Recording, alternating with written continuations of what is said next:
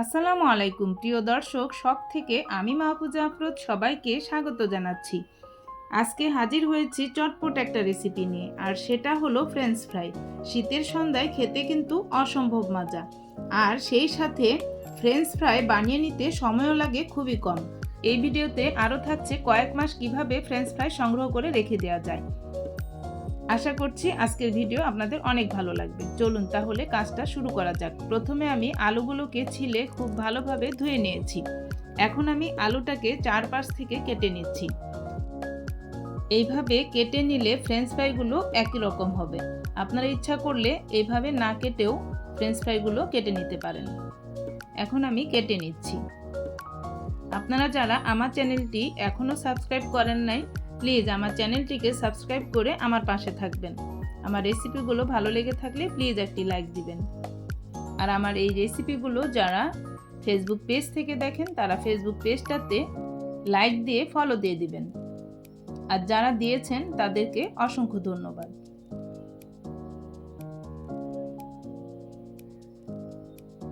সবগুলো French fry আমার কেটে নেওয়া হয়ে গিয়েছে। এখন আমি পানির মধ্যে ভিজিয়ে কিছুক্ষণ রেখে খুব ভালোভাবে কয়েকবার ধুয়ে নিব।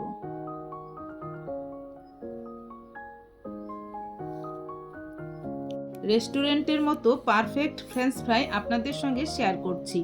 আর এইভাবে তৈরি করলে একেবারেই রেস্টুরেন্টের টেস্টটা আপনারা বাসায়ই পাবেন।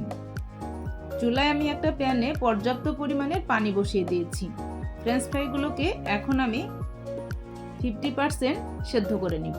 আর সেই জন্য প্রথমে 1 টেবিল চামচ লবণ দিয়ে দিলাম, আর দিয়ে দিব খুবই সামান্য হলুদ রঙের জন্য। আপনার ইচ্ছা করলে দিতে পারেন, না দিলেও চলবে।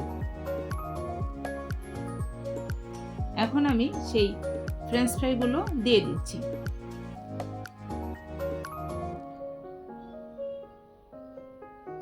দেয়া হয়ে গিয়েছে। এখন আমি ঢেকে 2 মিনিটের মতো সেদ্ধ করব। একটা বলক আসলেই আমি আলুগুলোকে নামিয়ে নিব। বলক উঠে গিয়েছে। এখন আমি আলুগুলোকে উঠিয়ে একটা স্ট্রেনারে রাখবো।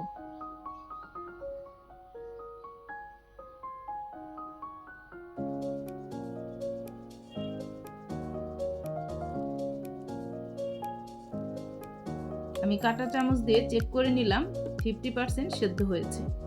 এখন আমি স্ট্রেনার থেকে এইভাবে টিস্যুর মধ্যে ছড়িয়ে নিয়েছি। গায়ে যে পানিটা সেটাও যেন শুকিয়ে যায়। এটাকে শুকিয়ে 2 মিনিটের জন্য ভেজে নিব। আর সেজন্যই চুলায় একটা প্যানে পর্যাপ্ত পরিমাণে তেল দিয়ে তেলটাকে খুব ভালোভাবে গরম করে নিয়েছি।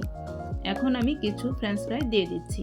আর একবারে বেশি ফ্রেঞ্চ ফ্রাই দেওয়া যাবে না, অল্প অল্প দিয়েই ভেজে নিতে হবে। যেহেতু ফ্রেঞ্চ ফ্রাইগুলো ডাবল ফ্রাই করতে হবে, সেজন্য 2 মিনিটের বেশি ভাজা যাবে না। 2 মিনিট হয়ে গেলেই আমি ফ্রেঞ্চ ফ্রাইগুলোকে উঠিয়ে নেব। 2 মিনিট হয়ে গিয়েছে। এখন আমি টিস্যুর মধ্যে ফ্রেঞ্চ ফ্রাইগুলোকে উঠিয়ে নিব। উঠিয়ে চারিদিকে ভালো করে ছড়িয়ে দিব, যেন খুব ভালোভাবে ঠান্ডা হয়। আর ভালোভাবে ঠান্ডা হলে ডিপ ফ্রিজে রেখে দিব 1 ঘন্টার জন্য।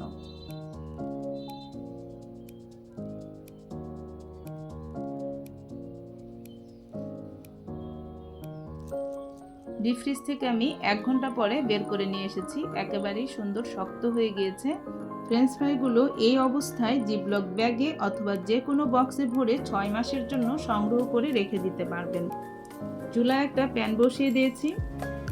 তেলটা খুব ভালোভাবে গরম হয়েছে। এখন আমি ফ্রেঞ্চ ফ্রাইগুলোকে দিয়ে দিলাম।